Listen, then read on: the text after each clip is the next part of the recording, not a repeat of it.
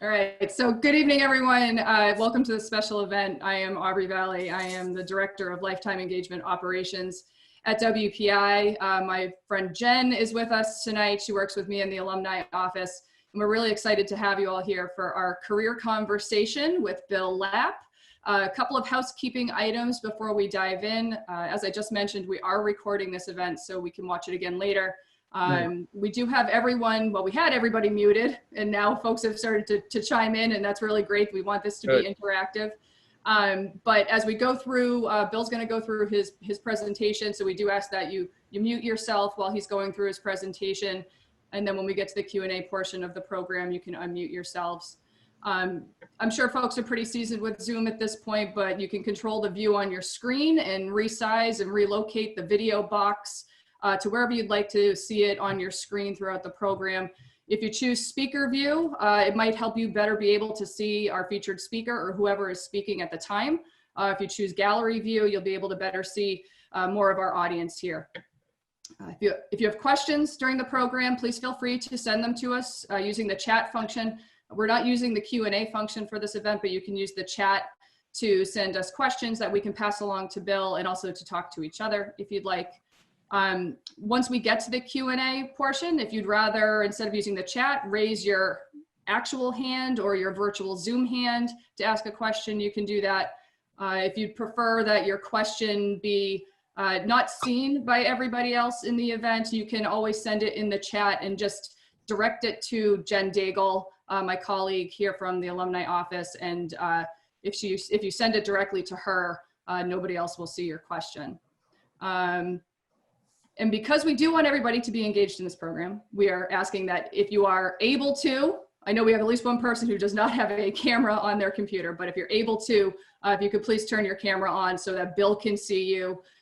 He's very excited to get to know everybody and talk to everybody face to face. So please turn those cameras on. We've done a number of these career-based events over the last few years, and the feedback we've gotten from our guests has always been very positive, and people have found them to be really valuable opportunities to learn from some of their alumni peers who have been in their place in the past. So with that, I am very excited to introduce our featured speaker, who is a great friend of ours in the Office of Alumni Relations. Bill Lapp earned both his undergraduate degree and his graduate degree in computer science from WPI in 2002. He also holds an MBA in entrepreneurship and international business from Babson College. Currently, Bill is the global leader of solution architecture at Zscaler, a cloud-based information security company that is headquartered in San Jose, California. The company has more than 100 data centers with customers in 185 countries. And as of August 2020, has a market capitalization of over $16 billion. 20. 20 now. 20 now. I mean, who's counting, but it's... Amongst many other accolades, Bill is a recipient of the Alumni Association's Ichabod Washburn Young Alumni Award for Professional Achievement. He is a member of the Foisey Business School's Strategic Board of Advisors. And I'm going to leave it there, and I'm going to let Bill tell you more about himself. Bill, take it away. Yeah, no problem. Thank you very much. And here's where, I always come in and, people tell you what the rules are, and I tend to bend them a little bit. So I'm a big fan. If we were in the room, I wouldn't have a mute button. So feel free to unmute. If you do something really awkward and inappropriate, I do know how to mute you. And, you think of your life experiences and career experiences. Has anyone here ever used WebEx? Yeah, Kayla's used WebEx. There we go. Elizabeth's used WebEx. If you've used WebEx, there's a green button to send your video. Originally, that button was not there. And the reason it's there is because a member of my team did something extremely inappropriate on a call once when I was at Cisco. And through legal action, we had to insert the green send video button. So if anyone is familiar with doing things awkward on a WebEx video call and how to handle it, I feel like I'm in the club to be able to do that on this. So feel free to unmute, feel free to do whatever. We'll protect you so that you don't do anything too awkward, but it is meant to have a conversation. The next thing I'd say is, if you've seen, I'm trying to be a little bit more casual. Why? Because I think it's more fun and interesting that way. And that's probably one of the biggest things that I've learned to focus on in my sort of career path. I do have a bit of a presentation. I'll bring it through. It's not created for this. I actually was doing a prep call with the team, and I just brought up what my interview deck was. When I got my current job, what did I bring them through, which focused a lot on people and experiences. I will bring that up and sort of share a little bit of that journey, but I thought maybe just a little verbal overview might be of interest to set the framework. If you're here, it's because you're interested in, learning about other people's careers and, maybe how you continue to evolve your own. And what does that mean? So when I started out my career, it was illustrious. I was 11 years old. I was in a single parent home and I wanted some money to spend. So I started and I went out and I got a paper route. And I didn't tell my mother I got a paper route because, then she'd make me give money to the family or something. So for a year, I snuck out of the house before she woke up and delivered papers. So sort of a little bit of that. And this was in Maine and it snowed a lot. It was cold. It wasn't good. But it kind of did a little bit of an independent streak. When I was in high school, I wasn't always the best student. I was in honors classes, but I was usually a little different. And when I was 16, I actually ended up dropping out of high school. I wanted to work full time, and I wanted to leave school at noon. And the school wouldn't let me. They said, you're not allowed to leave early to go to work because, you're a good student. And the only people who are allowed to leave at noon are those who are in danger of dropping out or have to support their family. And I didn't like those rules. It didn't make sense to me. So I was like, wait, because I'm a somewhat good student, I'm not allowed to have any flexibility. And I got in a bit of debate with the president, the principal, and maybe I should have brought a parent in. I wasn't very good at that. And I ended up being really grumpy, and I got up and I walked out and I said, guess what? You want someone who has to work on their own or, support their family? I'm out. And I dropped out of school. I went home. My mother at the time didn't think it was such a good idea either. So I was on a streak. So I basically left home when I was 16. I was like, well, fine. I'll drop out of here too. I'll go on my own. Use my paper out money. Everything will be fine. Because you know everything when you're 16. And, so that was an interesting time in life, right? You start out and you're 16 years old. I was literally living out of the back of my car, crashing on people's couches every once in a while. And, working in a call center. And, that's kind of the start of a journey. And I did feel at that point, it was probably the most important thing I did.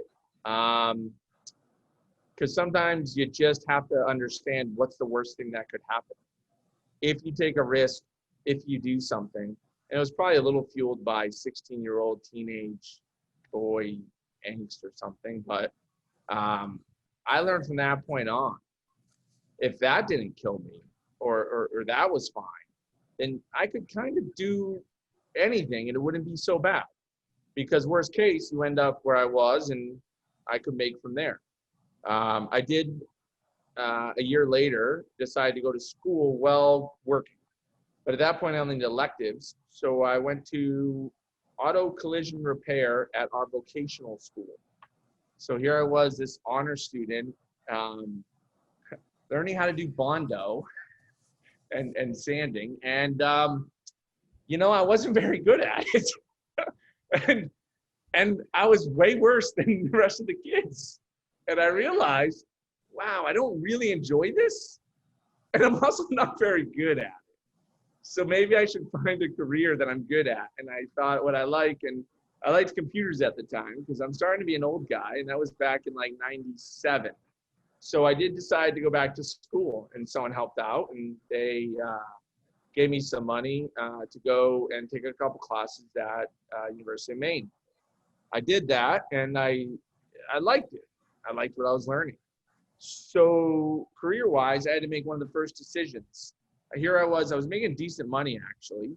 I had my own apartment at that time. I was going to school, but to make a decision was, would I sacrifice what I had gained so far, and to me it meant a lot, with the promise of doing something better in the future?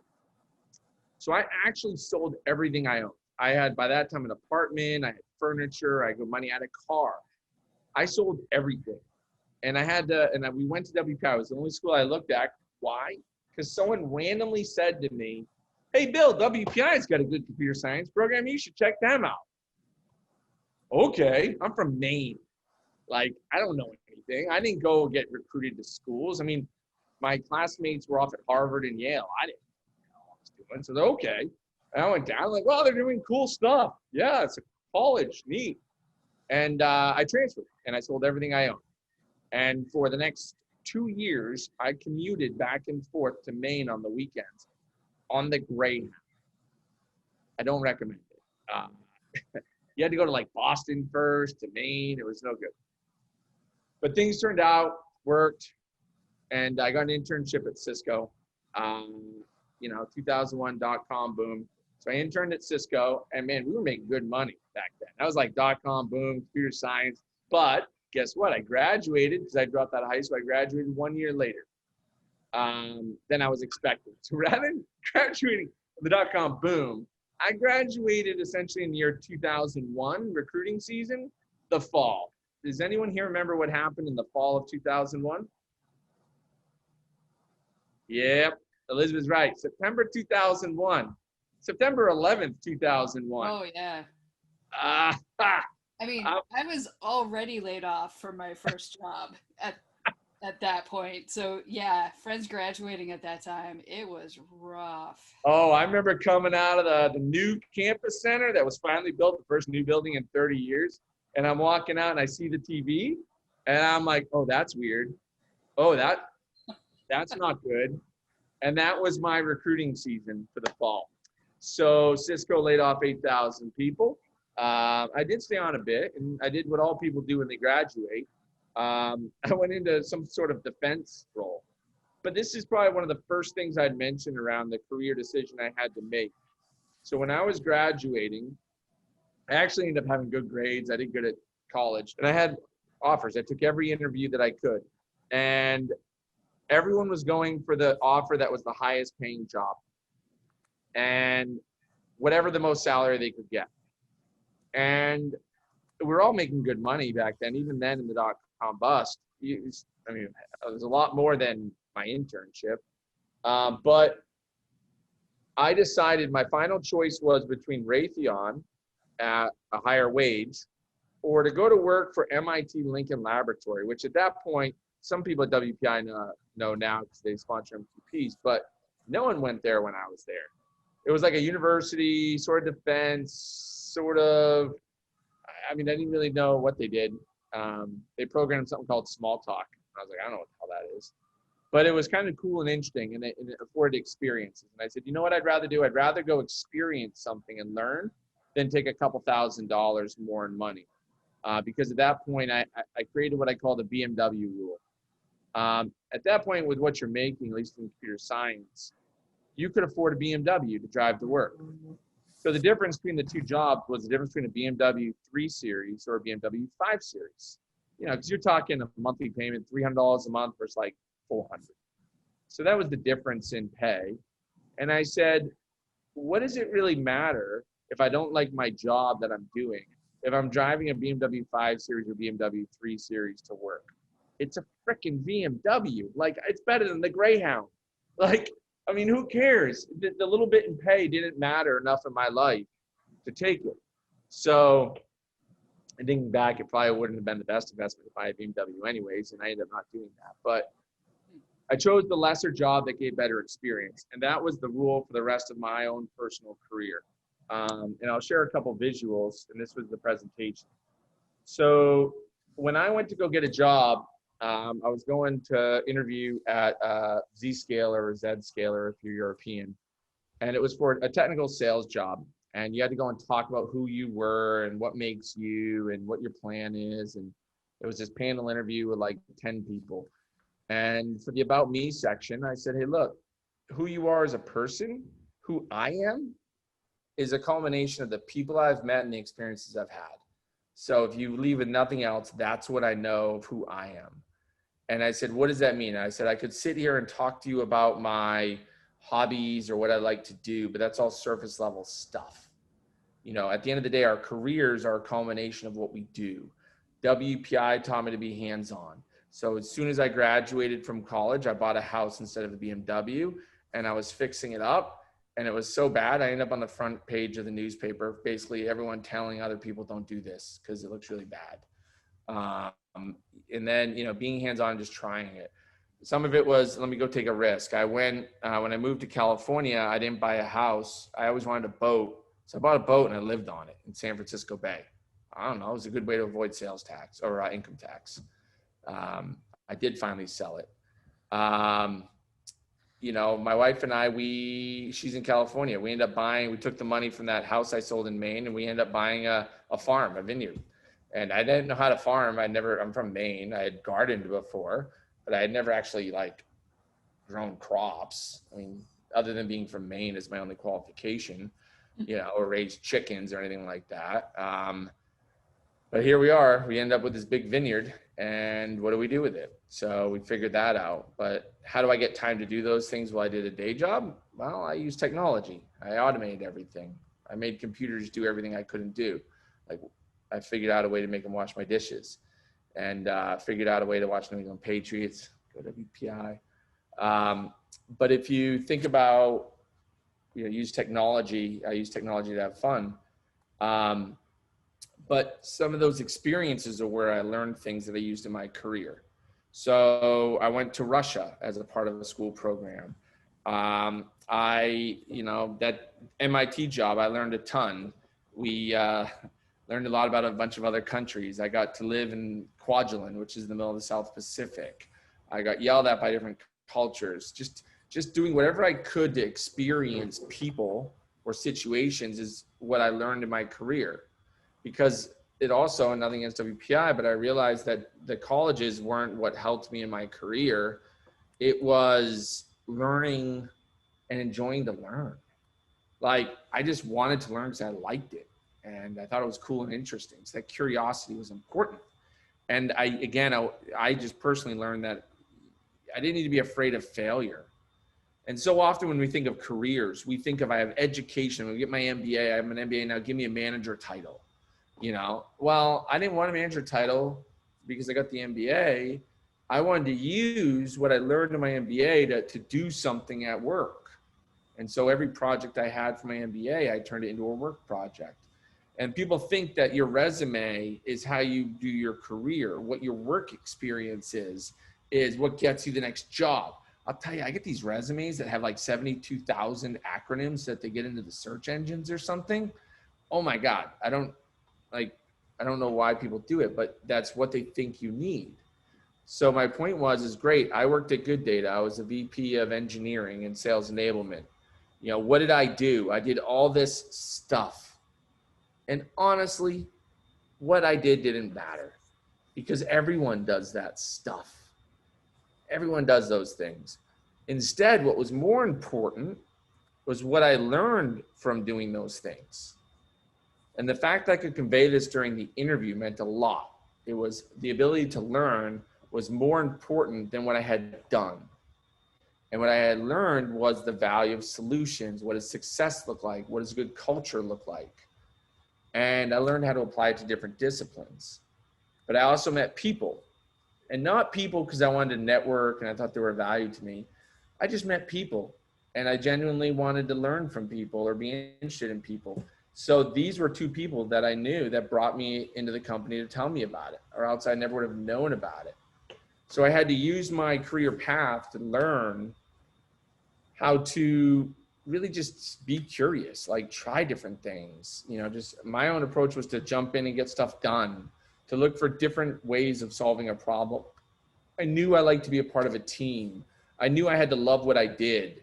I knew that little things didn't matter. And I don't worry about what other people think, worry about what I think was right. And when I did that for my career, every time I had a decision, you can say you're lucky or you're smart. It's probably luck favors the prepared mind, because when I chose the MIT job to learn more instead of Raytheon, I knew I would learn a lot. I knew that it was a good environment and it was going to be open and I could do lots of cool things. When I left and went to Cisco, I had 3 or 4 jobs I could have done. The job I took wasn't the manager job. It wasn't the job with the most direct reports. It was a job running a team called escalation management. which basically sounded for most people like the worst job in the world. It was when stuff goes really, really wrong and no one can fix it, you get called in, you're like the ambulance, you get called in to fix it, and you're like the last person. But the benefit is you got to interact with all these senior people, you got to interact with these different executives, you got to interact with the engineers, you got to interact with everybody. And I said, that's a cool place. I could go and learn a lot of things. And I did that, and that allowed me to leapfrog in my next job move, and then allowed me to leapfrog. And then when I went to another company, I had a lot of experiences, and I was able to move industries from Cisco to a company called Good Data that was a small startup. And then that was in big data analytics. And I was able to move from big data analytics to, I moved to security and networking, of which is a very technical role and job. I moved there, and it was a really crazy experience because what it culminated in was what I think a lot of people, at least in the tech world, would say is the epitome. I got to go to Times Square. Let me see if I can share a picture here. Let's see, favorites. Share. I got to go to Times Square with a few of my coworkers, and it was one of the best experiences ever. My wife was also able to go, and let's see, share screen. I got to be on a building. That's all I remember. My sister texted me a picture, says, "Oh my God, my brother's on a building." But what we got to do was we got to go and ring the bell at NASDAQ for the IPO. And it was a really crazy experience. You know, you're looking outside Times Square, I'd been there a bunch, and our name of our company's everywhere. And that was it's also the name of my old company was on the wall. So I kind of had to point that out at the time, talk a little trash, but yeah, you ring the bell, and it was cool. And at that point, it was a little transformational life-wise. I'd always sort of been I've been in this position of being this scrappy, come from behind person, do whatever, failure doesn't matter, what do I got to lose? Everyone's smarter, everyone's more education. I was a transfer student. I didn't have any AP, you know, I didn't have any of the skills anyone else had. And all of a sudden, I'm in a situation where as an early employee of this company, I realized I don't have to work anymore. Like, it was a really weird scenario. I didn't have to work. I didn't need the money. I didn't have to wake up to do bullshit stuff every day anymore. And you freak, you're like, oh my God, what am I gonna do the rest of my life? And it makes you take a step back and think, what would I do if I didn't need money or I didn't have to work because I have to work anymore? And it was a really weird situation I was in. And I was like, I'm gonna retire. I'm gonna just go do anything I want. Like, whatever, I'm gonna go travel and retire and do all that stuff. And then COVID hit. No, we didn't travel because of that. Really what happened was I said, well, what am I gonna do? And when I sat down and wrote down what I wanted to do with my life, I realized that the things I love to do, overcome problems, work as a team, travel, dine out, be successful, win, like experiment, have a big impact. Like, I literally, that's what I did for my job. And I realized I did make a tweak in my job title. I used to like manage 20% of the company, and I had customer success, which is kind of like escalation management. Everyone calls you when they're pissed off at you. I did decide to stop doing that part of my job. And now I just sort of do the fun architecture, forward-looking stuff. But I will say that was probably the biggest realization to me on a career path, which is, what would you do for fun if you weren't paid and didn't need to be paid? And if I could find that, then everything I did would work out well. And that was probably the biggest lesson I learned in my career. It took me 20 years, but when you love what you do, it's your hobby, you think about it constantly and you think of cool new ideas and you're really passionate about it and you do a really good job, and then money and other things or opportunity comes to you. But when you're doing something that looks cool or that makes money but you don't love, your body tends to avoid it. It's called stress. You avoid it. You're not engaged. It's a big difference. So I don't know, they asked me to share a presentation. That's maybe a little bit of my real world experience. That's my part of my interview deck when I got my job. That's a bit of the background. That's maybe some of my career philosophy. You know, there's probably a lot of decisions that went into different transitions. And I'm not sure I did everything right or just lucky. But I know I can look back and not regret anything. And I think that's probably one of the best things you can do in your career.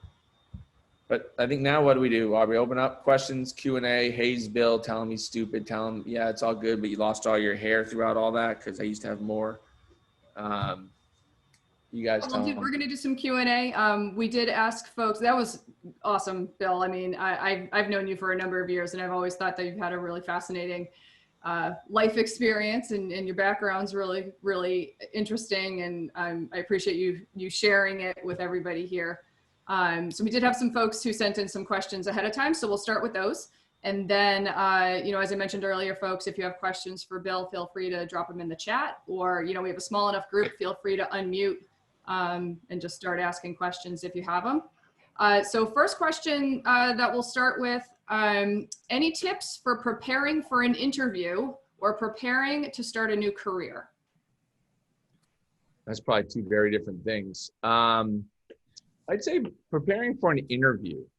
I just spent 2 hours of my day today was spent with 3 different people, giving them advice on how to interview for my own company, for my own job. Not personally, I like my job, I don't give it away, but for a job on my team.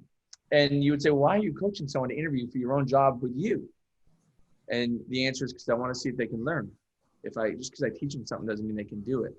But the best advice I give when interviewing for a job is you really need to take a step back. I guess my first advice is I'd ignore all the standard advice that they give you. The reason why is I spend more time trying to get past the polished crap that everyone's taught of like, I'm a hard worker, I'm detail oriented, I showed up, I think big, I'm not a micromanager, I empower my team, I hire fast. No, I hire slow, I fire fast. Oh my God. And I'm like, great, if everyone did that, the world would be an amazing place. But just because you tell me, it doesn't mean that's what happens. So the biggest thing I say, and the candidates I talked to today, they show me their interview deck, and it's, I was top of this, I went to chairman's club, I grew this business by 30%. And I tell them, I'm like, look, do you think I'm going to interview people for this job that haven't done those things? And they're like, you know, I kind of get this conversation because to get to the interview, to get to this point where we're talking live, I'm assuming you did those things because no one's ever come into the interview and said, I'm a micromanager who failed at my last 4 businesses and like have a horrible work ethic. So I'm assuming everyone was successful or you wouldn't have been in the interview. What I want to know is what differentiates you. So we did that about me section of the interview. You saw me share that with you. I've done 500 panel interviews, we call it. These are 2.5 hour long interviews. I've done 500 in my 4 years here. 95% of those about me's are, I'm Joe. Here's the things I've done in my career. Here's a picture of my family, my wife and my dog. I love my wife and kids. I work for just them. Here's a picture of my hobby. I have a token charity that I give to religion or whatever. I'm a foodie. I love to travel. And here's the token sport I do. About me. And I sit there and I'm like, first off, half the people are lying because our divorce rate in America is like 50%. So half the people don't love their spouse. So don't give me that.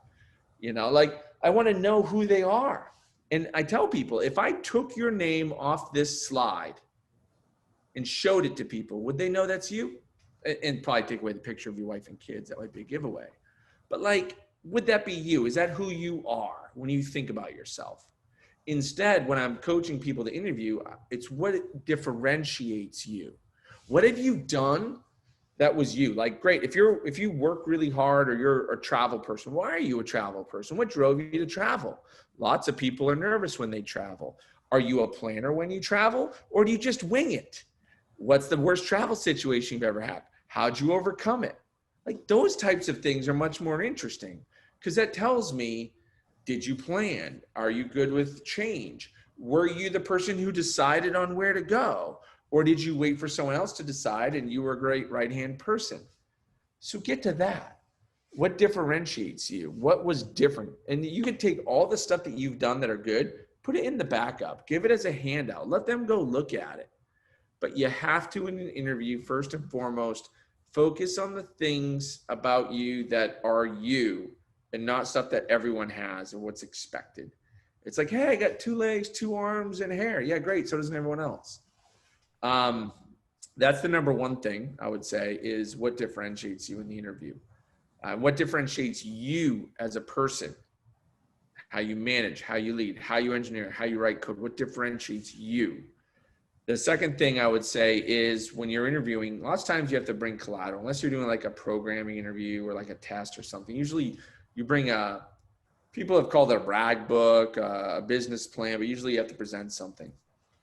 I recommend always starting first with the business, the situation, the role, and all about you really goes at the end, because what you've done in the past doesn't matter if I don't like what you're saying.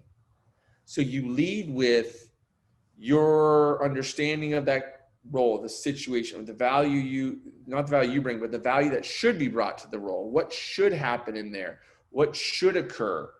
And if they like what you're saying, you end with, and by the way, I've done this before. I've been successful. I'm the right person to do what I'm saying should be done.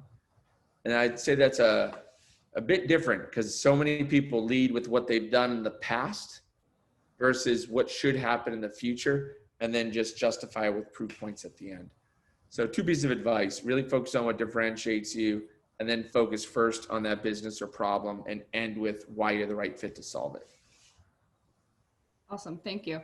And what advice would you have for folks who are considering a change in a career? Why? That's the first thing I'd say. Why? I did more writing a couple of years ago before I decided to take on a bunch of other jobs and activities. It's a website, sethoughts.com. And I wrote an article once actually there's 3 different things on how do you know you're in a job you love? Why do engineers or technical people leave their jobs? And so you want to be a manager. And the crux of all of it was why.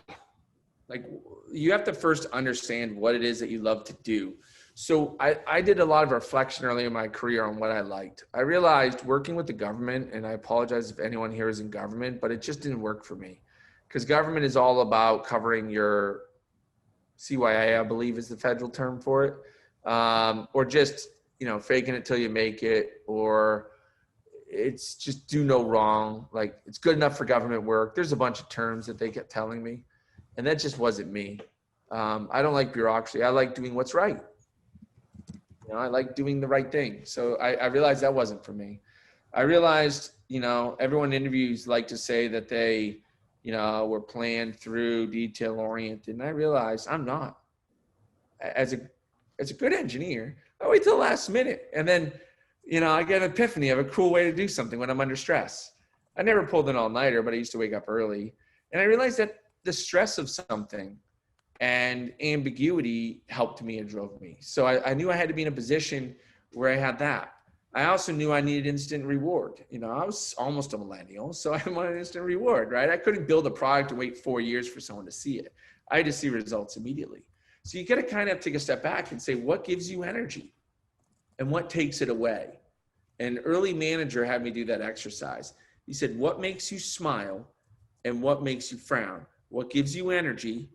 What takes it away? When you end a day, some days you're like, oh my God, that was awesome. You might be exhausted, but you're go and you loved it. There's other days where you're just dead tired, brain dead, and why? So for me, creating content, dealing with a lot of conflict, like interpersonal conflict, like those things drain energy away from me. But problem solving, stress, solving stuff, quick wins gives me energy. When I found out what those things were, I learned that the jobs I would be best at would be things like troubleshooting, crisis management. Come to find out, it's great for sales. So that interpersonal stuff, troubleshooting. And I love engineering and how things work. And I love that because I couldn't just do one thing. So if I went into sales, I would be selling one thing all the time. If I went into what's called sales engineering, I could kind of float around to a bunch of random stuff. And that's what I realized was a good fit. And then you learn more, like what kind of culture do you want to be in? And that's how you know when you change career or change jobs. When your job takes energy away from you, that's when you know, to me, you need to find something that gives you energy. And I remember even at Cisco, there I was doing a job. I was in the collaboration business, in sales, and at one point I was supporting the federal business, and at another point I was supporting the enterprise business.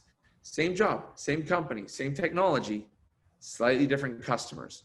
One I was miserable, one I was not. So it's finding what makes you happy. To me, that's how you know to change a career or to change, what you're doing. Great advice. So another question we got ahead of time was, I've heard conflicting advice about sticking with a single company for a long time. Do you think that helps or hinders in career growth? I think someone's going to have an opinion on that either way, no matter what. And it doesn't matter if I think it's right or wrong, because everyone else is going to have their own opinion of whether it's right or wrong. I just, 6 months ago, I sat in a big auditorium of my company. And of course, in true nerd fashion, I'm in the last row in the back on my computer, not paying attention. But, our CEO brought up that, oh, we don't want these big company, long-term people, blah, blah, blah. And I'm not always good with my mouth. And I stood up and said, that's bullshit. Now, granted, this guy is the 32nd richest person in the world now. I probably shouldn't have said that to my CEO. But it just struck me the wrong way, because I had been at Cisco for 10 years. And there's a reason why that company was very successful, because there were good people there. So to me, you just have to accept that a certain set of people are going to look for loyalty and how long have you been there and have you moved up the ranks or anything else. Other people will say, have you been to startups? Have you been to small companies? Have you been to this type of company? What you have to think is you have to assume that's going to be the first impression. And it's going to be one of those two things. So you have to push them past that to what matters. So like when I said, when you go into an interview, you need to be able to go into that interview and say, this is what I think you need, and have it be intelligent. And this is what I do. And this is what I think I can bring to the table, and not say what you think they want to hear. Don't give them what they want, give them what they need.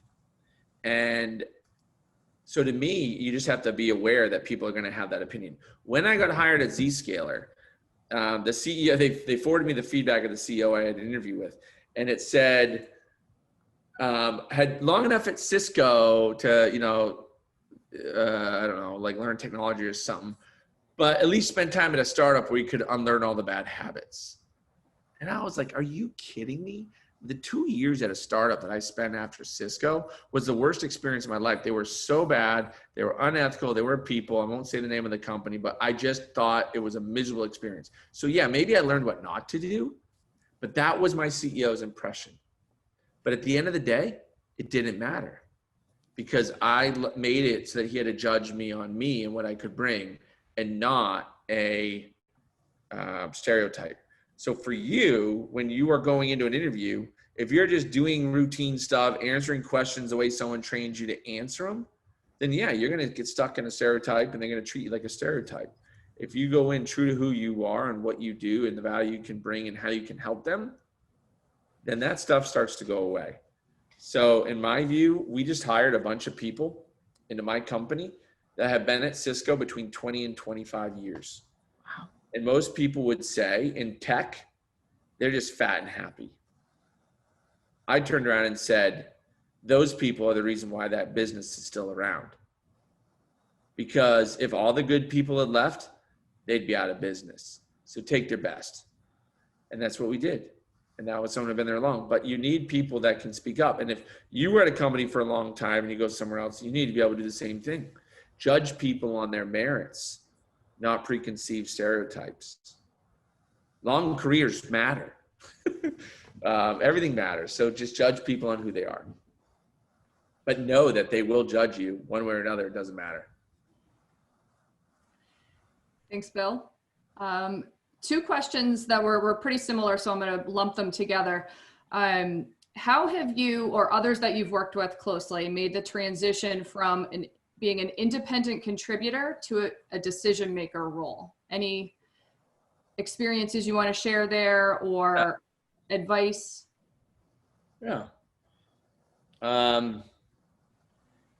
People that want to break into management, I usually start with the opposite question. Why? Like, why do you want to be a manager? Like, being a manager, I gotta admit, like, it's got to be pretty much one of the worst jobs in the world, especially frontline management. So you really only want to do it if you know what you're getting into. And to be a decision maker, it always sounds good. Everyone wants to make decisions and say they can do it better. But when you're in that position, it's very difficult because decisions aren't right or wrong. Everything's a trade-off and you got to piss everybody off. So first off, I always say, like, be sure you know why you want to be a decision maker. And what drives you to that and what makes you want to do that. I think that's the first thing that's what I would first say. Make sure that you're clear on what you want to do. So then second, when you want to move into management or leadership, the worst way to do it is, and I'm not trying to devalue the WPI MBA or anything. And by the way, you didn't leave out, I did take MBA classes at WPI. So part of that MBA is a WPI MBA. But what I find a lot of times is people go to school to get an MBA or something like that and then say, okay, I want to be a manager. You should make me a manager. I just went to school for 3 years to be a manager. And I always sit back and wonder, I'm like, well, then why didn't I see any of the skills you learned over the last 3 years in your day job? Like, why didn't I see a difference? And so if you want to move into leadership or management, it's pretty straightforward. Just do it. And don't do it for the job. Like, don't say, I'm just going to go for the job. Like, the myth is when I become a manager in management, I have authority and I can make decisions. The reality is when you become a manager or a leader, you actually have less authority because it's like being a parent. If I'm a kid or your friend, I can punch you. Like, if I don't like you, I'll just punch you. Like, I'll punch you in the arm, mess with you. What are you talking about? I'll have a fight with you. But if I'm your parent and I strike a child, well, first off, I'll go to jail. But second, that child will have no respect for me anymore. So the second I use that authority with someone who works for me or works, on my group, I've lost them. So people think you have authority when you move into those roles, and you actually have less. You become more dependent upon influence. And individuals, so many managers and leaders fail because their people aren't bought in. It's because the people have the ability to make decisions. So if you want to be an official decision maker, then you need to show the ability to make decisions as an individual every day, because that's really where the true leaders are. And the easiest management and leadership positions I've ever had to fill are the ones where the person's pretty much just doing it. Like, I don't know, we go to WPI and I remember the freshman classes, they put you into teams. They say, hey, go get something done. Or you do an MQP. Someone's got to step up. And guess what? The person usually who steps up first is like the really organized person who wants everyone to do exactly what they say. And then someone yells at them because they don't like it that way. And that person backs away and says, okay, never mind. But the thing is, when you're making decisions and you're driving something, it sucks. So you have to be ready for people to tell you you're wrong all the time and tell you everything you do is bad. And you have to be willing to people to go home at dinner and to complain about you, because it is, in particular in the Northeast, a pastime to complain about your boss. So like, you got to take that. And you do that as an individual. You do that not by telling everyone what to do, but to be a decision maker, you have to take that leadership position and take the good with the bad and figure out the right thing to do. And if you figure out the right thing to do, you'll move into a decision maker role. Thanks, Bill. So this is the last of the questions that we had submitted ahead of time.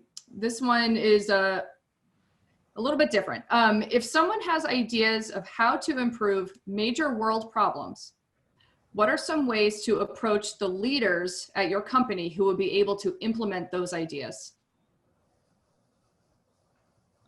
Well, I think you basically write a script to do a Twitter and social media bot, and you bombard their feed with nothing but no, I'm just kidding. That is pretty close to what people do, but if you actually know your boss, on a world stage, how do you do it? That's a good question because it probably is our current role at Zscaler, I'd say. So my CEO is from a village in the Himalayas. He didn't have running water till he was 12. I think he didn't see electricity till he was 16. And first time he saw a car was when he was 18 on the way to the airport to go to America for college. His first company, he couldn't get funding.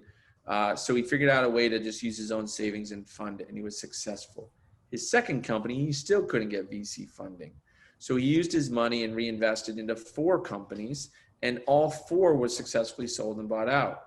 And then he went off and started my current company, of which now he's a I think he's worth $11 billion now. And he doesn't spend any of it. He is the most frugal person you'll meet. I think he finally sold his 10-year-old car. So when I look at him, he's the most logical person you can think of. If he shows emotion, it's because it logically made sense to him. He doesn't ask me how my weekend was because he cares how my weekend was. He asks how my weekend was because someone told him he should ask people how their weekend was before you tell him to do something. And I respect him for that because I know him and he's true to himself. He does actually care, but it's caring, logical caring. So if I were to go, and there's been questions, how does my company have a big impact on the global world right now? What we do is we do internet security, but I also do connecting of people. So at the end of the day, what my company does is make it so people can work anywhere, be safe, not have to deal with VPN and all that other crap, but connect. So when I have to convince my boss to do something, I need to do it in a logical manner for him. I need to show in his terms how it would be a good impact. Like, hey, look, our company has this huge role to play with solving COVID because we now have all these like medical people that can work on the virus without having to be in the labs. We have done it where you can enable these pop-up testing locations. We should highlight some of that and maybe we double down on that. So I can't convince my CEO who wears like 12-year-old pants and like hasn't sold his car in 10 years, I'm not going to get him to give money to someone, I don't think. I barely get him to match a donation. But if I get him to highlight how they can use our solution and give it away for free to solve testing of COVID, or certain groups need to work from home, that resonates with him. He's like, yeah, I can change. And it's not because he's altruistic, because he doesn't need the money. He just wants to change behaviors. And it's like, look, if we just spurned this to solve this major problem through our technology, we could change behaviors. We could help move past this old world of how we do technology. And that would resonate with him. And it does resonate, and you'll see some of the stuff that we do. But me asking him, like other people, like our competitor pledged $5 million to some fund. That's, might not be cheap, but that's easy. Trying to figure out a true way to help people and connect people in a situation like this, that takes some hard work, but he'd be willing to do it. So I think that's probably I'm talking through it a little bit out loud, but I think you change the world impact by understanding what those senior leaders actually care about. Like, what is it that's important to them? Not being selfish to them, but their thought process of how they would solve that problem. The thought process of my CEO would be to solve that problem, not by just giving money. His thought process would be, how do we do work to solve it using some of the great things we're doing? And I think that's probably the advice I'd give is understand you and the culture of your company and that leader and what they would see is actually making a big impact. You know, if it's equal rights and stuff, like if I asked my CEO, we talked about that. I mean, this is a guy who's a logician. He doesn't know anybody looks different. He doesn't care. Anybody looks, he's like the most gender, like color, race, background, blind person there is. He cares how smart and capable you are. So like to him, a cause like that doesn't even matter. Like he wouldn't even register, just like he doesn't register to ask me how the weekend is. So sometimes you just got to educate too. Thank you. So that's all the questions we had that were submitted ahead of time. If folks have additional questions for Bill, feel free to unmute or drop them into the chat. We'll spend a little more time here with Bill collecting some more insight. Any takers? If you don't have questions, Bill might ask you questions. Come on, Aubrey, I'll give you a tip. I do this a lot. In America, we don't like silence. So you will speak with only 2 seconds of silence on average in American. However, the average American cannot survive 7 seconds of silence. So I guarantee you, if I sit here and just sit here awkwardly for 7 seconds, it's going to pain someone else on this call so much, they'll speak up. Now, let's watch and see. Let's not give it 7 seconds. All So, right, Bill. get on. Threaten your people. So you had, early on in this, you talked about how it's important to be learning in your career. What sort of, how do you kind of define metrics for yourself to ensure that you're learning more here than you might be somewhere else? I always think of it as, am I able to do something more than I did before? So I don't know how to make wine. I didn't know how to live on a boat. I didn't know how to farm.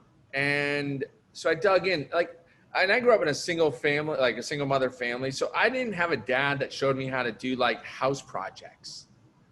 So I bought, I don't think they sell it anymore, but there was an orange Home Depot book you could buy for $20 before YouTube. Like Bob the Builder on YouTube's awesome. But like I used to go through a book and I'd be like, well, I don't know how to fix this pipe. So let me go and look in a book. And did I fix a pipe tomorrow that I couldn't fix yesterday? And that's like my own personal measurement. Like, did I learn? Like, and I know I have more to learn when I keep putting myself in a situation where I have no idea what the hell I'm doing. And so by the way, if you see me drinking wine, so today, my wife and I, literally 10 minutes before this call, I had to rush over. We just closed on a property. We just bought. We're like, well, we had a little farm. Now let's buy this really big winery and everything else. So I just did that. I sat down with the employees. I've never actually had real employees before. Like I've had for a company or a tech company. I mean, you're like, all right, here's some shares and I don't know, this infrastructure. I sat down with people who weren't even sure they were American citizens. I actually don't know. I don't know how to know if they're American citizens or not. So I sat down, I was like, look guys, I actually have no idea what I'm doing. And it might not be what you want to hear, but what I'm really interested in is figuring it all out and doing it with you. So I'm going to be here tomorrow morning at 6 a.m. and I'm going to follow you around and we're just going to do stuff. And I'm going to start by fixing that dripping sink over there in that kitchen because I do know how to do that. But I have no idea. Like I'd ask, like, are you on payroll or are they paying you under the table? I didn't know. I don't know how I handle that. I honestly have no idea. Am I 1099ing you? Am I paying you by the hour? Like, how am I paying you? Because literally now my approach is to jump in without knowing what to do and figure it out. Other people will learn. But I would say probably the best measure maybe, independent of your learning style, because you can learn by reading and is did you do it? If you think in school, there's tests. You take tests or you do projects or you do labs. In the real world, when I hire someone, I look for curiosity, drive, ethics. And I stole that from Mark Andreessen. And if you're young, you probably have no idea who he is. But curiosity means you want to go out and learn. But drive means I'm going to put what I learned to use. And that's, to me, how I measure am I learning something new is, did I test myself? Did I put myself to use? Did I do it better today than I did it yesterday? Because if I'm just reading all the time and I don't drive it to action, then I don't think I've learned anything. Because knowing everything but doing nothing isn't very useful in my opinion.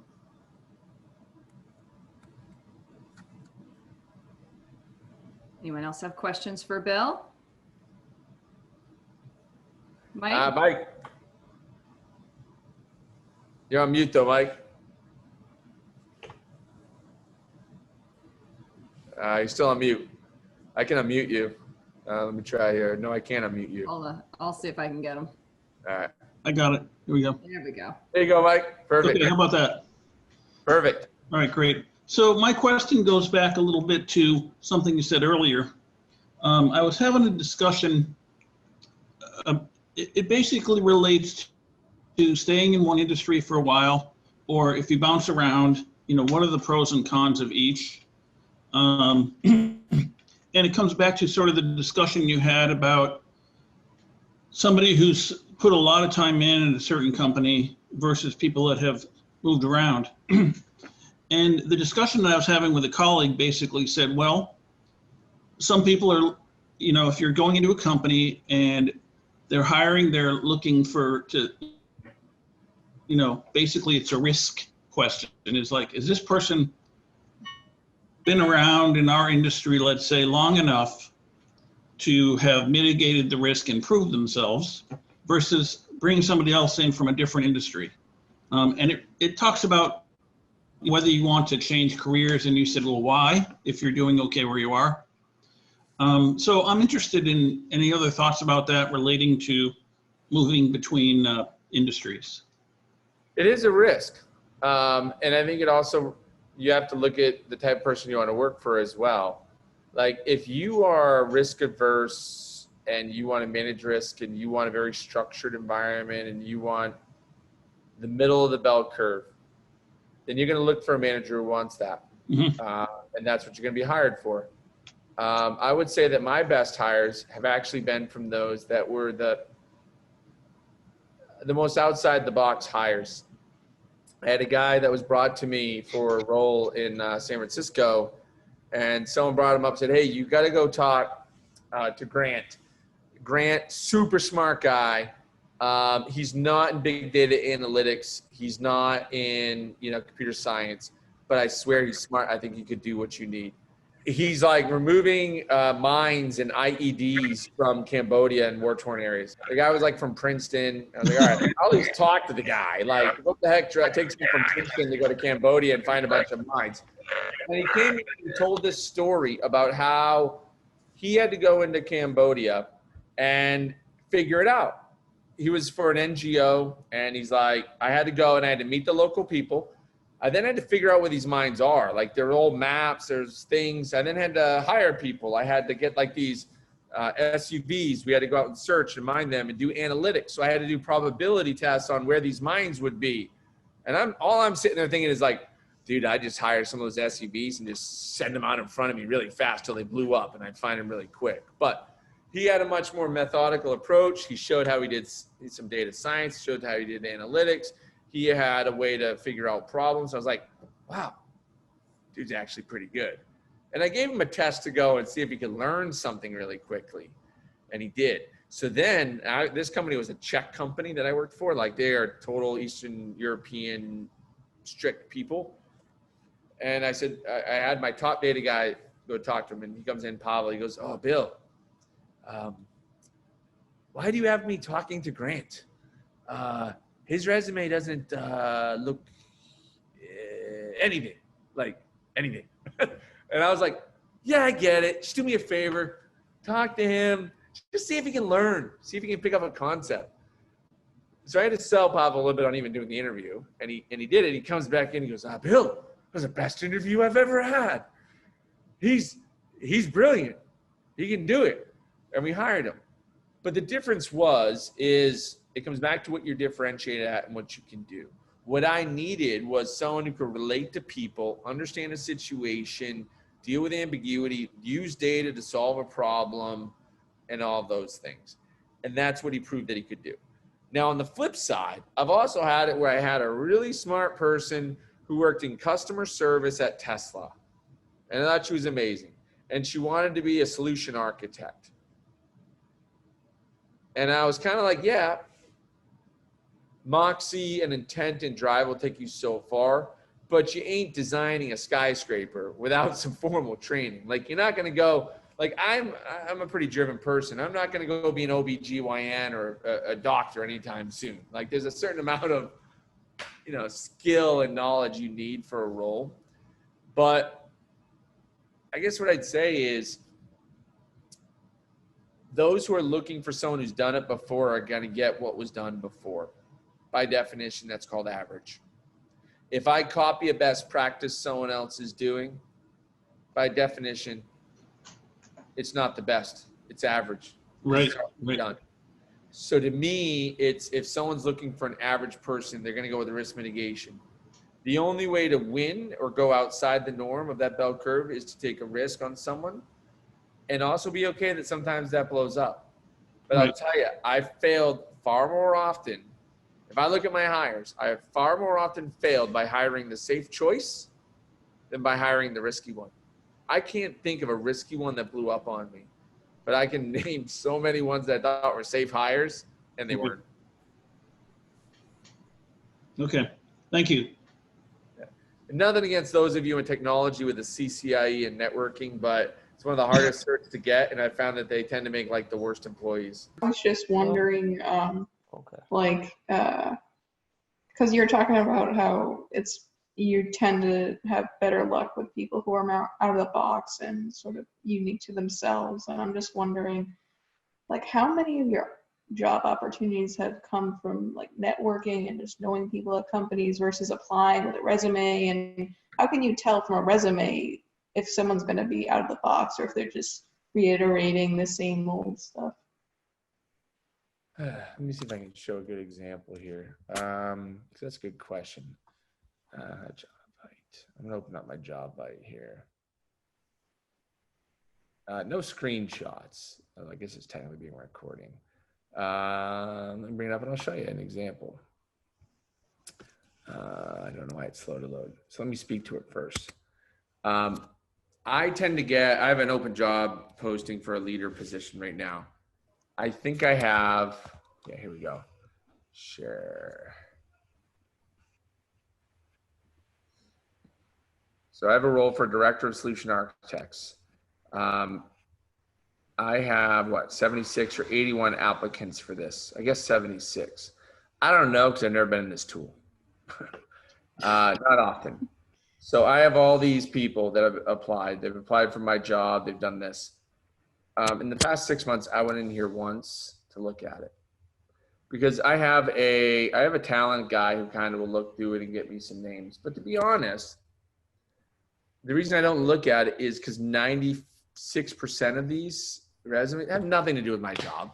I think they just go in and click on it or something. I don't know what they're doing, and they filter it. And sure, my guys will miss it, but like it's just I don't see a lot in the resume unless the resume really stands out in a different, unique style.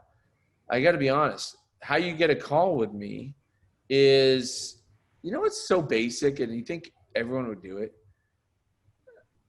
Maybe once a week, someone actually reaches out to me on LinkedIn and says, "Hey, I see you have a job." Now, even then, of that one or two people that reach out to me, like lots of them just say like, "Hey," like, seriously, I can show you some of my messages. And you think I'm going to respond to that, or they just connect, or they do something. 1 in 10 of those that reach out to me on LinkedIn will actually say, "Hey, Bill, I've been following Zscaler. I think you guys are doing some really cool things. This is how I think I could help, or this is what I can do." And they'll maybe include resume, or "I'd love to chat." And it's personalized to me. Not like, by the way, don't do a giant form letter. People read Twitter updates now. Like send like 6 sentences. Do you know what? To someone who takes the time to do it direct to me and figure out that I'm the hiring person for that job, which isn't all that hard, like I give them time. I don't even go to my recruiter. I just call them usually, or I text them. I have a chat. Like it doesn't happen as often as you think, like taking that extra effort. When I was going to Good Data, I thought I had a pretty good reputation at my current company when I was at Cisco. I was responsible for $1.2 billion in sales. I was like 30.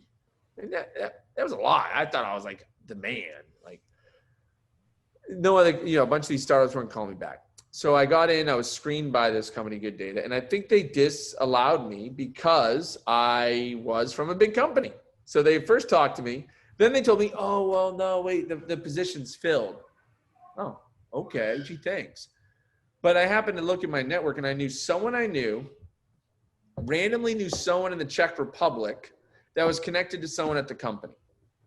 I asked my buddy if he could intro me, and I did. So I connected to the guy in the Czech Republic, and he goes, "Oh yeah, I know Yarda. He works upstairs. I'd be happy to do it." And I connected with that guy and chatted. Next thing you know, I had a conversation with this guy Yarda over video conferencing in this guy's office in the Czech Republic. And he goes, "No, that job's still open. That's full. Well, let me go to the head of sales and I'll go talk to him because it's bullshit that they told you that." So my job offer came from the head of engineering in the Czech Republic to the CRO. You think the CRO took the next meeting? Hell yeah. And he's like, "I don't know why I'm talking to you, but you're the only person who figured out how to get in my office first. So let's have at it." So yeah, whatever's true to you, true to me meant kind of using some connections or digging in. But I know this this person at Citibank, which is a pretty buttoned up company, a big bank, man, she's got like purple hair, purple green hair, pierced, everything else. But you know what she did? She came in, and I remember when I was working with her, she came in with a plan. And it wasn't about how she was different. It was about what she could do for Citibank. And they're like, you're hired. And because she had value to offer in her own way, and she conveyed it, and she figured out how to get to them. I remember when I was actually at WPI getting that job at MIT, it's like a cattle job. They bring 20 people in to get interviewed, and you kind of go in, and I was sitting in the lobby at their spot, and there's like 2 or 3 others, and you're all doing that whole awkward, I'm sitting here with my little binder with my resume, and it's all awkward. And someone from their office yells out, says, oh, who's my next person? Is it, I forget what he says. Who's next? Or which one are you? I said, well, I don't know which one's next, but I'm the one you're going to hire. And he goes, the voice from the other office goes, well, I don't know who that is, but if you don't hire him, I'm going to hire him. Again, I was just being true to myself, because to me, I didn't think before I spoke, but it was, what do I get to lose mindset? That's, let me jump in and try it. And it works. That was, that's, I think, how you stand out. You have to use what's true to you, and do try to either go through contacts or just reach out to the person. I mean, I don't know how many people my CEO forwards me that reach out to him. Says, hey, I want a job. And he's like, oh, you're good for Bill. Goes. At the end of the day, hiring good people is the #1 job of someone to do. And it's the hardest thing to do. So they're trying to find you. You just got to help the differentiation of why they should find you. What advice would you give to the undergraduate coming out of WPI to set himself aside, apart from everybody else coming out of school? Well, the #1 advice I have to give all WPI grads is stop worrying about what your salary is and who's got the biggest number. They literally compete constantly. Oh, it's 69,500. Oh, it's 64,000, or it's this. Well, I got the biggest number. First off, all their peers are lying. They're adding a few onto it. They didn't really get that. So tell them not to worry about it. That's the first advice, because that's probably the biggest mistake I see almost every WPI grad do. Who gave me the biggest number? Because honestly, that's also not the total value. So that's probably the first thing I'd say. The second thing I'd say is lots of people were picky with their interviews that they did. The Career Center is really good at WPI, or I assume it's still good. It was really good when I was there. I did every interview I could get. I think I did 60, 65 interviews. Did all of them. And the reason why I interviewed for, and I got to like the final round to be a patent lawyer. Hell yeah, I'm glad I didn't do that. Because now later in life, where I've had to deal with patent and trademark lawyers, that is a career great for other people.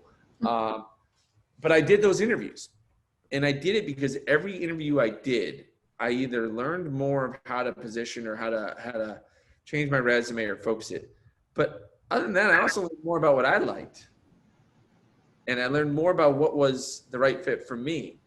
Because honestly, if I get 60 at-bats, I'm probably going to get some hits, and then I get to choose. But if I'm lazy and be like, oh, I never would want to work for Bose, those corporate people don't know real speakers, or, oh, I don't want to work for Raytheon, they shoot people, or that's like, they're like government contractors, they're the devil, or I didn't really care because I didn't know if they were or weren't, so I did every interview. That was probably my second best thing I learned on how to find a good job is do a lot. Don't go and play another game of Minecraft or Warcraft. What is it? What's the shooting game these days everyone does? I don't know. I play old games. So, but like, you can play a video game, or yeah, it takes an hour or two to go and prep and go do an interview. But go do an interview, because I used to tell my little brother who was in college doing this, dude, you can be a rock star in college, or you can like grow up and be a real freaking rock star for like 60 years and like, do whatever the heck you want. So yeah, take some sacrifices, do lots of interviews, meet different jobs, meet the criteria, Great, just thank try. you. Yeah. There's one other person who had a question. Yeah, Drum. Yeah, thanks, Bill. Great presentation. So it sounded like selecting the right role really kind of propelled your career. And considering WPI's motto, theory and practice and all that, I'd like your thoughts on what do you think the value of an MBA is within like a technical career, technical environment, like would you say a CCNP cert is more valuable than an MBA when it comes to like manager or directorial roles, or like what are your thoughts on that? Well, I'd say look at the destination and work backwards. First off, just as a half joke, half not, I wouldn't recommend getting a CCNP because I'm in the middle of putting that company out of business. So just saying, I sold all my Cisco stock, so. Okay, good to know. It's a Cisco certified network professional. I still love it. Half my people there, I still own one share, but that's meant more as a side joke. But here's what I'd say about the MBA certs, careers, and education in general. Usually those carry a lot of weight when someone's hiring for a resume or a sheet or check the box or risk averse or anything else. I've never had to tell people I have an MBA. I see people put it in their titles or whatever. The MBA to me, and the reason why I went and got it was I like to learn. So I like to read, and it kind of goes back to, I don't know where he went. But like what you want to learn. And I realized I love to read, but I don't know what other people think of it. So basically an MBA was a book club where I could drink because it was social. You had adults, you read books, you get out of stuff. But the number one thing that it did for me was it made me think slightly differently. And the best thing I probably ever did career-wise is I took every homework assignment they gave me, and I asked if I could instead do that same thing for my company in a different form or fashion. So when I had to do a competitive analysis of an industry, or I had to do a SWOT analysis, or I had to do theory of management, I went to my marketing department. I went to all these different groups and I asked, hey, you need some free labor? I'll do an analysis for you. And they're like, sure. And I got to know, first off, I got to know all those other groups. But second, I got to actually use the knowledge and change how I acted. At the end of the day, education, certs, things on your resume, like end at the front door. And oftentimes end before the first interview. Because it's what you do or how you use that knowledge that matters the most. So I would say, what do you want to do and what are you trying to get out of it? If I want to know how to design a network, if I want to know how to do something like that, fine. Maybe doing a CCP or something like that is good so I know how to do it so I can speak to it. But here's the irony of it. I don't even know how to subnet a network. I suck at it. I am probably the worst network person in the world. Yet somehow I've been able to work with some of the large companies on how they redesign their networks, so that they don't have to do that. And I've been with heads of infrastructure of all these major banks and companies and everything else. And it's not because I know how to subnet a network or do networking. It's because I know, actually, it's a lot of stuff like I learned even in my MBA. I learned how companies work. I learned how people work. And that's more important than how a piece of equipment works, because that equipment will change soon. So I guess what I'd say is when it comes to getting a degree, getting a cert, getting anything else, you need to first, again, understand what it is that you want to do. Then you can figure out what you need to learn to get there. But the most important thing is are you taking that learning and applying it every day? If I'm teaching you a new way to throw a football, you have to go and try to throw it that way. That is what I would say is the most important thing. Put yourself in a position to do what you're learning in a real world scenario. WPI, get hands-on with the theory that you learn. And if you're not doing that, it doesn't matter. So an MBA, a PhD, they're great if you're using them while you learn. Okay, cool. Thank you. Sure. And it's way more fun too, by the way, because like most of those homework assignments were boring as heck. And when I got to do it for work, it was so great. I got a bunch of raises and stuff for basically doing my MBA, like work paid for my MBA, but then I did it. And the work I did did really well for that. So then I got raises. So I like double dipped somehow. Sound like you did like an executive program or something like that.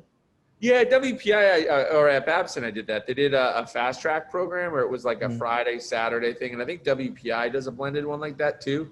I think I know that because the guys that I worked with at Babson went to WPI and started the program there. So I think you guys still do it there too. But, you know, sometimes people also ask me, why did I go to Babson to do my MBA if I like WPI a lot? And it was just a matter of difference. Like when I was doing the MBA, it was with the same people, with the same thought, with the same thing. I just wanted to get, my MBA class had a bunch of neurosurgeons, someone from the Air Force, like a guy at iRobot, some people in politics. It was just a different set of people. So you also have to realize where your gaps are and what you want to learn. And I just wanted to learn from different industries. Half the stuff I've learned, being in high tech and engineering, we have a certain way of doing things. Other industries do things very differently, and there's a lot to learn from them. I have another question. Well, it's actually kind of two questions, Sure. Bill. I guess just kind of broadly, what was in terms of your career, it looks like you've been quite successful. What was your biggest challenge? And then kind of after that is there sort of one thing that you attribute to your success? Yeah. So the biggest challenge I'd say I found is when I'd get bored or cranky. What would happen is when I would do the same thing a lot, or I would be in a situation where I wasn't doing what I loved, or if I didn't feel appreciated, there's always things when I mention things that take your energy away. Yep. And I'd get into these situations, you know, after a few years in a job where all of a sudden I just found myself really short-tempered, like just cranky, like frustrated. Oh, we're going through this again. Oh my God, I've done this for 12 months. Why can't we get past this? Oh my God. You know, I've realized when I get like that, it's not good for me and it's not good for those around me. And I'm probably still in that job, like not fired because of past successes. So it's a good sign for me to know to do something different. And if I didn't change that, if I didn't change it, then I would feel bad. And I had an exec coach at Cisco, and you know, one of the best advice she gave me, and a lot of it all happened at once. In a period of like 6 months, or even probably it was a 3-month period. 3 of my 4 grandparents passed away, which then impacts your parents. I ended up having a situation with my wife at the time, and I asked for divorce. What else happened? I was promoted, and then there was conflict over me being promoted. And all this stuff was happening. And I wasn't really in love with what I was doing at Cisco at the time. And my exec coach, and I just didn't feel like what was happening was the right thing. My exec coach essentially said, look, at the end of the day, when you're going for a jog or a run and you're thinking and your mind's going, will you live with yourself if you feel like you're doing something that you don't feel is right? Or doing the right thing. Like I don't want to say break the rules, but I love to bend the rules and I like to be on the edge, but I always like to be ethical and do what's right. And I said, no, I don't feel like I'm doing what's right. She goes, so that's probably the most important thing. Like when you are alone, can you say whatever I'm doing at any given time, do you feel that you're doing what's right?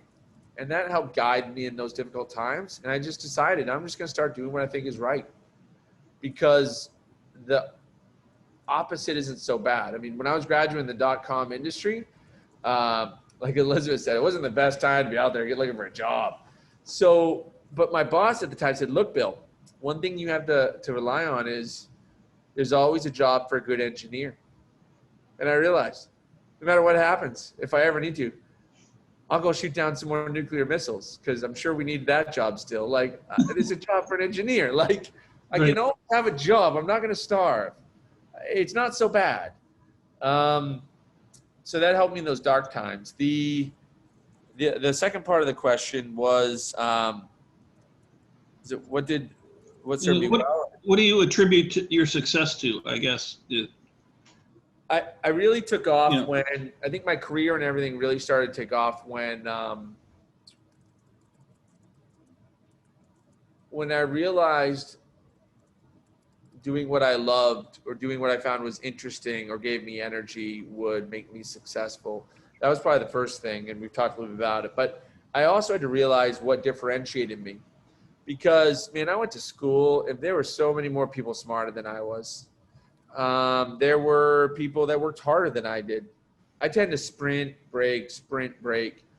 So what I found I was really good at was I would take the risk no one else would do because I wasn't afraid of failure. So if this was football, I'd go for it on 4th down every time because I knew the other person was better than me. So what did I have to lose? You know, it's like when you play in a football team, you got nothing to lose. All of a sudden, you know, you go for it on 4th down. So that's what I did is I just started to take the risk no one else would dare to do. But the second thing is I also took advantage of if everyone else is doing it, it's average by definition because everyone else is doing it. So what's a different way of looking at the problem so no one's ever done it? So for example, even in my company right now, like every company has tried to put Cisco out of business for years and years by building new routers and switches, a better router, switch, better firewall.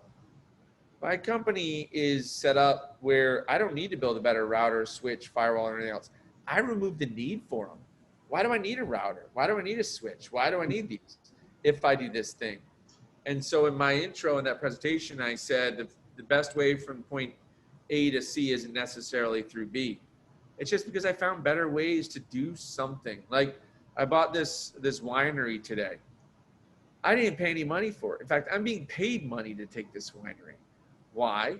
Because I took the time to understand how I could use taxation to my benefit, opportunity zone, you know, downtrodden areas, and tie a bunch of disparate concepts together to do something different than anybody else. And I guess that's my style of how I felt like I had to do it.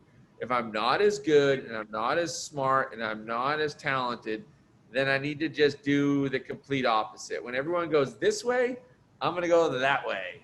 And it's turned into a creative thing for me. Whenever I see a rule, I want to think of how I can beat the rule.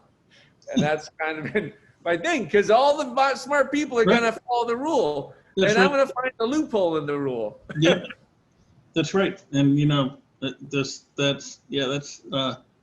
really good. And congratulations on that. I mean, that's what a lot of successful business people do is they do what's unexpected. But there's a lot of such people that are good at what they do too. But so it has to come back to what's true to you. I realized if I'm not the smartest, I got to do with what I got. But if I'm really smart, I could think of some really cool patents to make or other things. So I think it's more about understanding there's a famous book, someone talked about a decision maker. I think it's First Break All the Rules. Yep, I have it. The book. And I love that book because it's not actually, I don't think about breaking rules, ironically, but it's like focusing on your strengths, if I remember the right book. Yep. It's like, do what you do really well and just make sure your weaknesses aren't disastrous. Like, look, I swear at work. I'm the only person who swears at work. I refuse to wear like pants. Oh, not pants. I used to wear like slacks. I wear jeans. You know, I don't wear slacks. We were joking earlier. I refuse to wear a tie. I've worn a tie like 3 times in my life. And I told them I wouldn't take the job if I had to wear a tie. Catholic school, bad memories. But like, you got to be true to yourself and go all in on your strengths and just make sure your weaknesses. Look, if I wear jeans, it's okay. Why? Because I'm a nerd and I don't have credibility if I'm not wearing jeans is what I tell people. So you just have to be authentic and true to whatever your strengths are and focus on them. That's one cliche I will say I think works well. Right. Okay, well, thank you very much for that. Very insightful. Sure.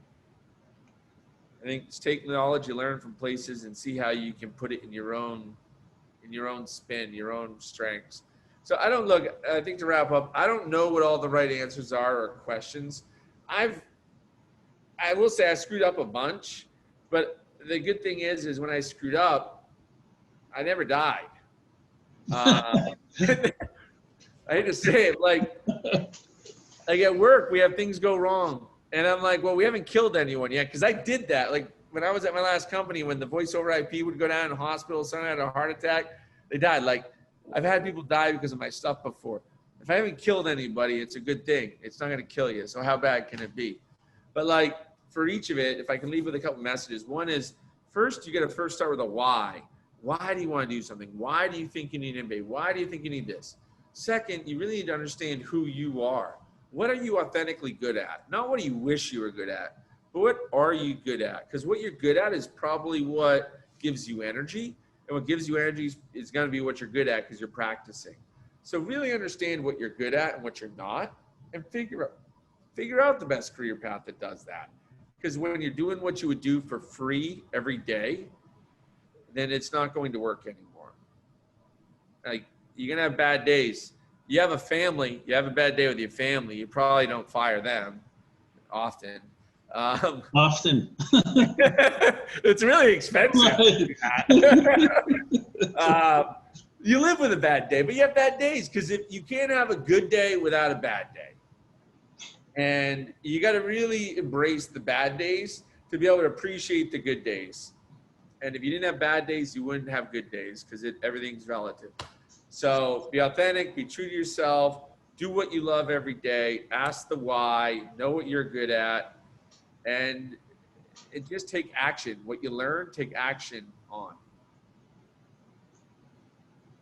Awesome. Great. Thank you. And don't forget a semicolon at the end of your line if you program. Everyone knows what I'm talking about. Very important detail. Language is required. Don't forget to comment your code. Yep.